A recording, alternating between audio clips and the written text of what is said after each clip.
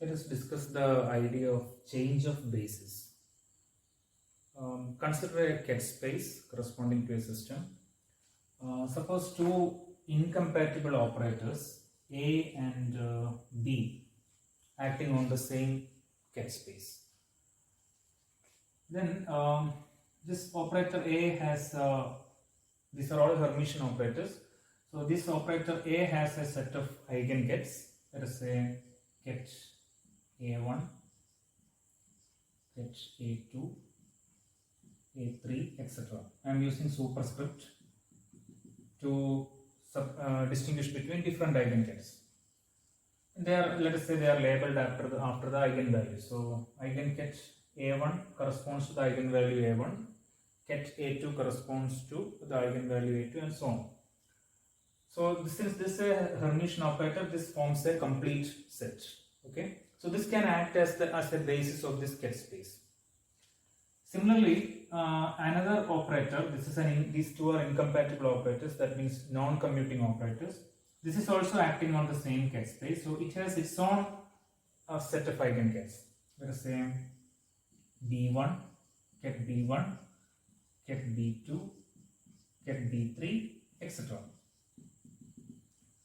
This is also a Hermitian operator, so this set of eigengets form it forms a complete set. Okay, so this can also act as a basis of the ket space. So this is let us say basis 1, this is basis 2 of the same ket space. Now changing from one set of bases to another set of bases, okay, this is called change of basis, or another name is change of representation.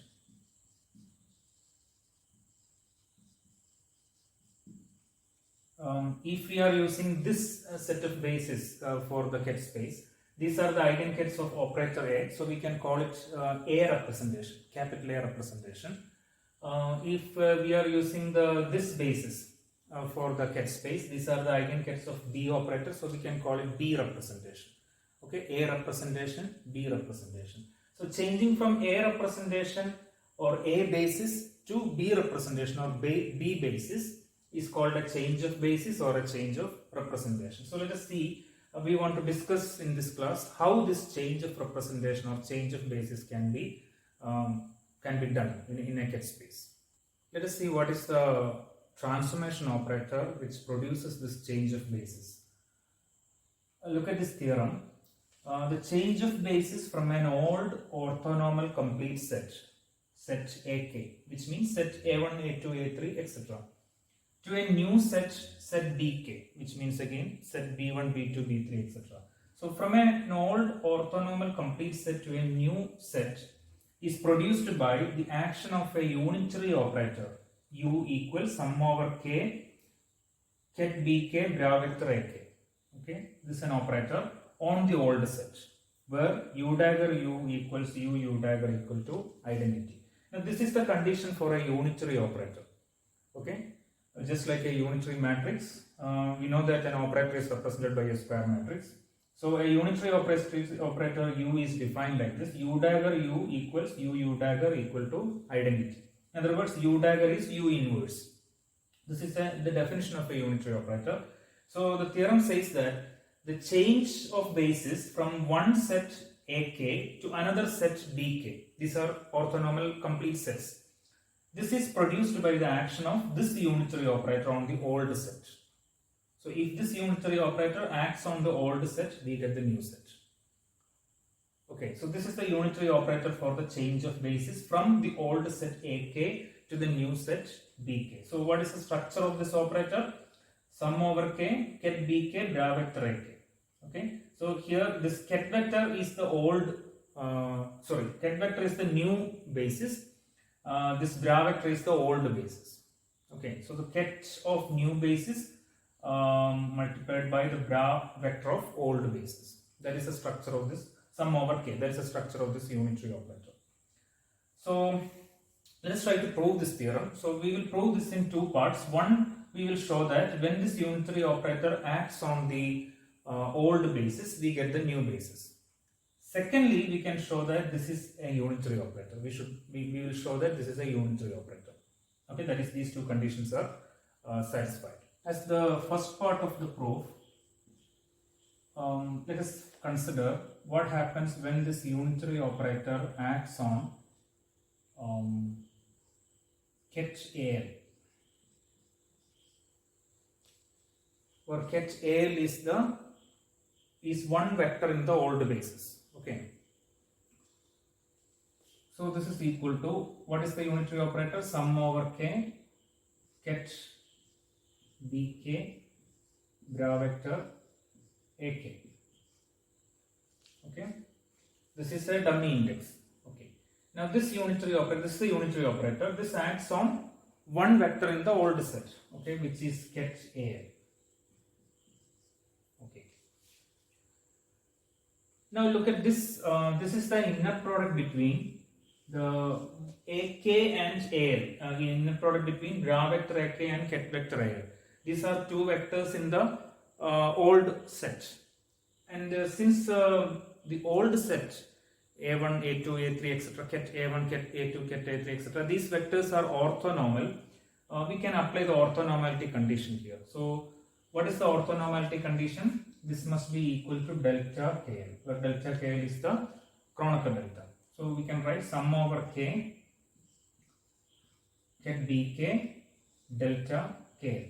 Now what happens when a Kronecker delta appears in a summation? In this summation, only one term will remain. K is the dummy index. So in all possible values of k, only one value will be contributing to this summation. Which value? Only when k is equal to L. For all other values, k will be not equal to L and this Kronecker delta will be 0. Okay. When k will be not equal to L, these two vectors are different and they are orthogonal to each other. When k is equal to L, these two vectors are same and they are normalized. That means the norm is 1. So the inner product will be 1. So only when, that's why we are using delta k here. So only when k is equal to L, this Kronecker delta will be 1. So in this summation, only non-zero term is k equal to L term. When k is equal to L, this will be 1 and this becomes catch dl. Okay, so what is our result? Unitary operator acting on the old vector AL gives you the new base vector dl. So when this unitary operator acts on an old basis vector, you get the new basis vector. Okay. So this is clear that this clearly shows that this unitary operator produces the change of basis from the old set to the new set. Okay, so this completes one part of the proof, and the second part, let us show that this is indeed a unitary operator. Okay. So let us see first what is U dagger U. Okay. Now the unitary operator U is sum over k ket bk bra vector ak, right? So what is U dagger? When you take U dagger, so this unitary operator U is sum over k ket bk bra vector ak. This is the unitary operator. When you take U dagger, this ket vector will become bra vector and this bra vector will become ket vector. Okay, they will be reversed. We are taking the adjoint, Hermitian adjoint. So you are taking a product between U dagger and U. So therefore, let us use another dummy index for U dagger. So let us use sum over L for U dagger and sum over K for U. Okay. So what is the U dagger then? This term, instead of K, I am using L for U dagger. So this becomes ket vector. This ket vector will become bra vector, and this bra vector will become ket vector. So what you get is ket AL, okay, bra vector BL. This is U dagger. Sum over L ket AL bra vector BL. See, this bra vector becomes ket vector. This ket vector becomes bra vector. And what is the U? Sum over K. We can substitute this. Sum over K is here, and this part is BK ket BK bra vector AK. Okay. Now, this old basis as well as new basis form complete orthonormal basis. So the vectors form complete orthonormal set. So look at this. Okay, this is the orthonormality condition for the new basis ket bk. So this means inner product between two vectors in the new basis, they must be orthonormal. So this is delta k. Okay. Now, when there is a Kronecker delta in a summation, one of this summation will go. Let's say summation over L will go. Okay, if summation over L goes, only one term will be non-zero. Which term? When L is equal to k. On the other hand, if summation over k goes, the only non-zero term is k is equal to L. Okay, let us say summation over k goes, then the only non-zero term will be k is equal to L. When k is equal to L, this Kronecker delta gives 1. Okay. Then what is the remaining term? Sum over L ket AL bra vector. This instead of this k, I have to put since the summation goes, the only non-zero term is k is equal to L. Here it becomes 1, and here also we have to put k is equal to L. So there will be L here. Now look at this. This is the completeness condition of the old basis. Okay. Old basis is also orthonormal and complete, and according to the completeness condition, this will be identity. This is the completeness condition.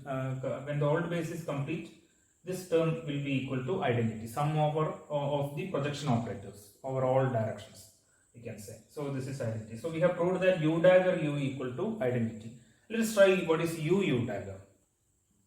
U dagger equals, again for u I am substituting this, so sum over k. For u dagger I will be using a different index with L. Okay, so for u I am using this, so ket bk bra vector ak. For u dagger I am using L.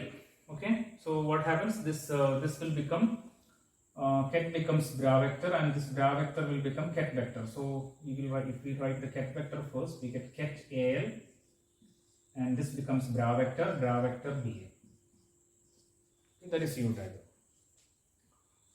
Look at this. This gives the inner product between two different vectors in the old basis. They must be orthonormal. So according to the orthonormality condition in the old basis, this is equal to delta k. Okay, then one of this summation will go. Let's say summation over k goes, then what is remaining is sum over L.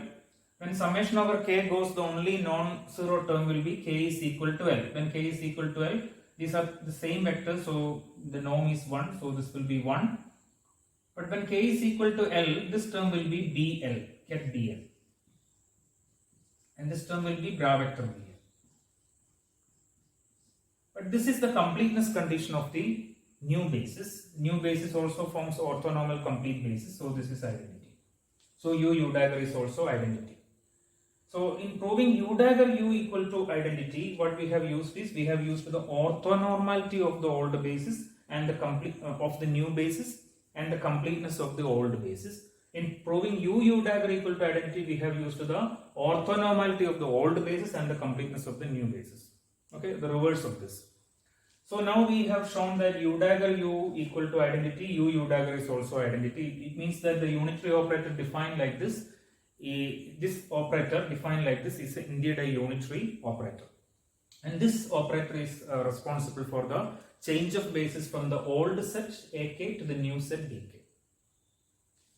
Let us look at the action of this unitary operator on a general ket. Okay, we have seen the action on the basis base kets, but let's see what is the action on a general ket. Consider a general ket vector in this vector space, ket alpha. So we can write this as we can express this in terms of base kets. Let us say we are using the base ket ak. So we know that there are two base kets here, ket ak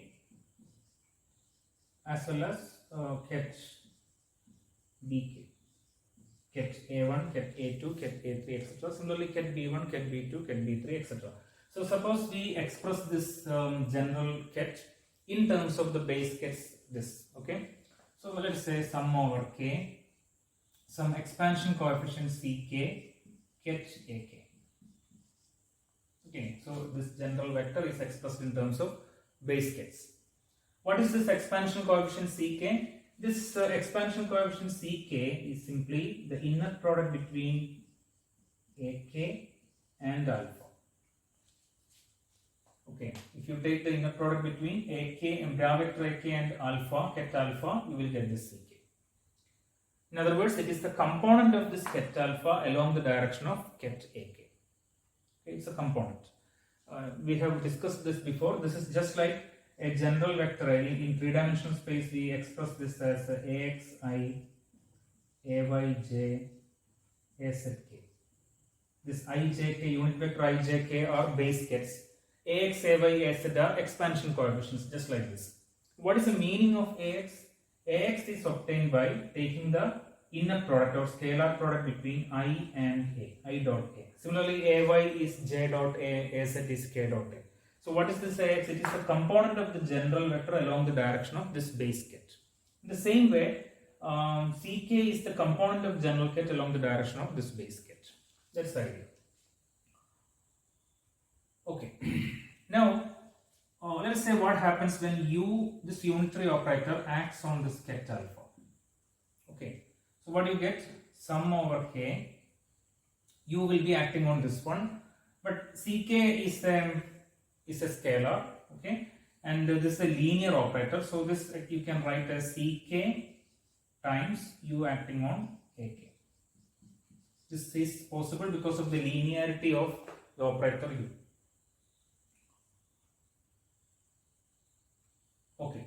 Now what is U acting on Ak? We know that when U acts on the base vector Ak, you get old base vector Ak, you get the new base vector Bk.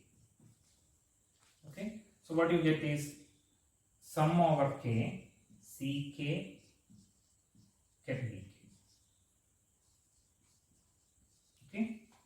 So this is the old vector ket alpha. See, I expanded in terms of the old base ket. This is the new vector. After the unitary operator acts on this new on the old vector, what you get is the modified vector is sum over k Ck Bk. So what you get is the vector in the base vectors Bk. So we have done the change of bases. Okay. So we can say what happens here is when this ket alpha given by sum over k Ck Ak is here. When unitary operator acts on this ket alpha, okay, what you get is U acted on ket alpha is sum over k Ck Bk. So what is the action of this unitary operator? It rotates this vector from the direction of Ak, ket Ak, to the direction of ket Bk. From the old basis to the new basis. So we can think about this unitary or this change of basis, okay, this unitary transformation as sort of a rotation in a complex vector space. Ket A1 and ket A2. These are the old bases, and okay,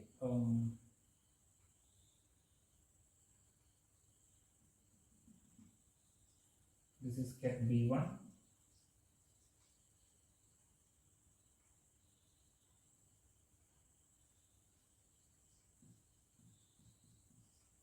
Okay, this is the new basis. It's a different set of axes. Okay, actually there are an infinite number of bases, maybe A1, A2. That depends upon the dimension of the vector space. Depending upon the dimension of the vector space, there can be a large number of bases. I am showing only 2. Okay. So this is our vector ket alpha. Okay.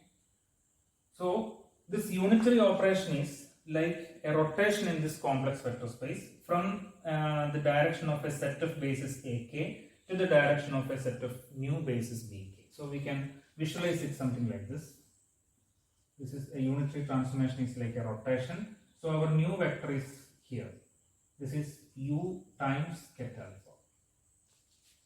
Okay, so it's a rotation in this complex vector space. Suppose let us say it is rotated through an angle, let's say theta. Okay, so some angle theta.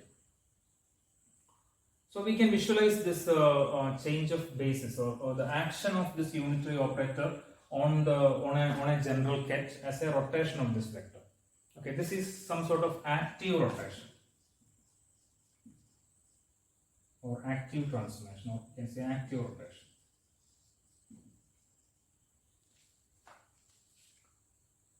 When the unitary operator acts on the general ket, it transforms into ket u times ket alpha. Okay. So we can see that the expansion coefficients here and expansion coefficients here are the same, but these vectors are not the same. Okay, we have earlier studied that for a general vector, if we choose a given basis, the expansion coefficients are unique. That is correct. Here the expansion coefficients are the same, but this vector is now different. The basis changes, the vector also changes. Ket alpha and u times ket alpha are not same vectors. It's changed, but the expansion coefficients are the same. Basis vectors have changed. Okay, so the vector also has changed. So this is some sort of, this can be visualized as some sort of active rotation in a complex vector space. Right. So we can say that we can summarize the results we have obtained. So the structure of unitary operator that produces a change of basis. This is the structure. This we can write like this: sum over new basis, ket new basis, here ket bk, bra vector old basis. Right? This is the structure of the unitary operator. Ket of the new basis, bra vector of the old basis. So this produces a transformation from the old basis ket ak to the new basis ket bk. So if the structure is like this, we can understand that this is a transformation from the old basis to the new basis. This rotates a vector from the direction of ak to the direction of from the direction of ket ak to the direction of ket bk. Okay, and since this is a unitary operation, we can say that change of basis is a unitary transformation, because the transformation operator is a unitary operator. Okay, since change of basis is produced by a unitary operator, it's the transformation is a unitary transformation. And what is the change that happens to the ket? We can say that the new ket is equal to this unitary operator acting on the old ket. The new ket is equal to unitary operator acting on the old ket. This is so for base kets as well as a general ket. Okay, for base kets we have seen that when u acts on the old base ket ket ak. Okay, when u acts on the old base ket ak, you get ket bk. Okay, like this. New ket is u times old ket. Similarly, for a general vector also, when you have a vector ket alpha, it transforms like u times ket alpha. Okay, so the action is something like this: u acting on old ket, we get the new ket. This u times ket alpha is equal to some ket beta, we can say. Okay, is equal to some ket beta. So the new ket is u times old ket. That's it. Okay, now let us look at the nature of the transformation matrix. This is the transformation operator. Its structure is like this. Now, what is the matrix of this transformation operator? What are the matrix elements? Let us find out the matrix element of this unitary operator in the old basis. So it is like ak u a, right? This is the matrix element of this operator in the old basis. But we know that when u acts on ket al, what you get? You get ket bl, the new basis. So you get bra vector ak. This part u acting on ket al is ket bl. Okay, so this is ket bl. So the matrix element of the unitary operator in the old basis can be expressed like this. Okay, in words I will write like this: matrix element of U in the old basis. Okay, this is equal to what is the structure here? Bra vector old basis, ket vector new basis. Okay, this is the structure of the matrix element. So basically what we are getting is, we know that in a matrix this is the row index and this is the column index. So the first column contains the components of the first new base, let us say ket b1, the first new basis vector ket b1 in all the components in the old basis vectors. The second column will contains the components of the second basis, new basis ket b2 in all the old bases. So it goes like that. So the matrix of U we can express like this. Okay. First column will contain like this. It will contain the components of ket b1. Okay, this is the first component, and this is the second component, etc. Nth component. So the first column contains the components of ket, the first new basis ket b1 in all the old bases. The second column contains the components of the second new basis ket b2 in all the old bases, that is bra vector a1 b2 a2 b2 etc. an b2. Okay, so the second column contains the components of b2, it goes like that, and the nth column contains the component of bn. This is the first component, second component, etc. nth component.